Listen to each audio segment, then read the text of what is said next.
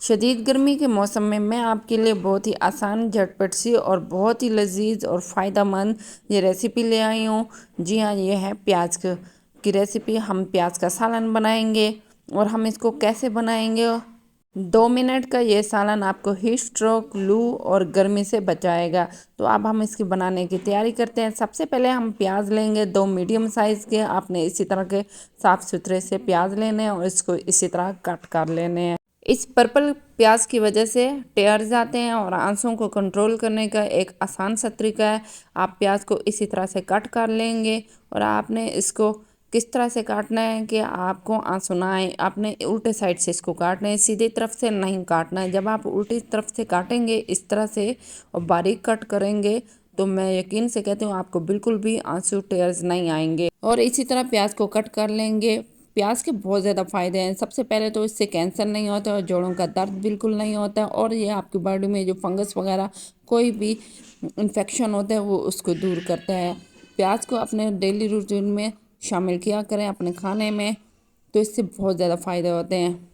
माशाल्लाह से अच्छे से ये कट हो गई हैं और इसके साथ ही 1 टेबल स्पून हम इसमें नमक डालेंगे और इसको 10 से 15 मिनट मिक्स करके रख देंगे।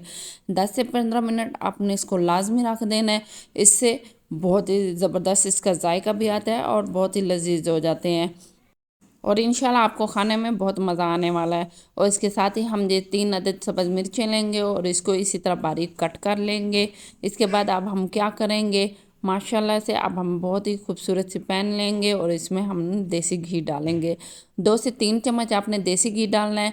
आप कम या ज़्यादा कर सकते हैं। इसके साथ ही हम ये सब्ज़ मिर्च को अच्छे से फ्राई करेंगे। आपने इसको सिर्फ खुशबू आने तक ही फ्राई करना है। उसकी बहुत ही खूबसूरत सी खुशबू आती है। और अभी तक आपने अगर मेरे चैनल को सब्सक्राइब नहीं किया, चैनल को सब्सक्राइब कीजिएगा, वीडियो को लाइक कीजिएगा। इसके साथ ही हम प्याज डाल देंगे। जो हमने 2 अदद प्याज बारीक कट की हुई थी वो अब हम इसमें डाल देंगे इस रेसिपी के एंड में। और सबसे ख़ास बात क्या है जिससे ये बहुत ही टेस्टी और लजीज बनता है, वो तो आप वीडियो के साथ जुड़े रहेंगे तो आपको समझ आ जाएगी। इसी के साथ ही हम कुटी हुई लाल मिर्च डालेंगे। इसमें हम थोड़ा सा नमक डालेंगे क्योंकि नमक हमने पहले से ही प्याज में डाली हुई थी और इसको वॉश करके आपने इसको फ्राई करना है। और आपने सिर्फ इसको 2 मिनट पकाना है, ज़्यादा नहीं पकाना। हमने सिर्फ इसका कच्चापन दूर करना है। माशाल्लाह से अब हम इस फ्राई की हुई प्याज को हम एक बर्तन में निकाल लेंगे। माशाल्लाह से बहुत ही प्यारी खुशबू आ गई है। अब हम इस फ्राई की हुई प्याज में और क्या डालेंगे जिससे इसकी खुशबू और जायका बहुत ही लाजवाब होता है।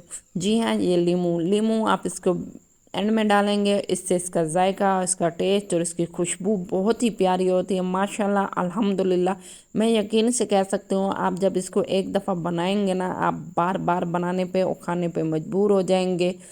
तो अब हम न्यू रेसिपी के साथ मिलते हैं, तब तक के लिए अल्लाह हाफिज़। और इस प्याज को आप तंदूर की रोटी के साथ, नान के साथ, तंदूरी नान के साथ खा सकते हैं। तो अपना बहुत ख्याल रखिएगा और दुआओं में याद रखिएगा।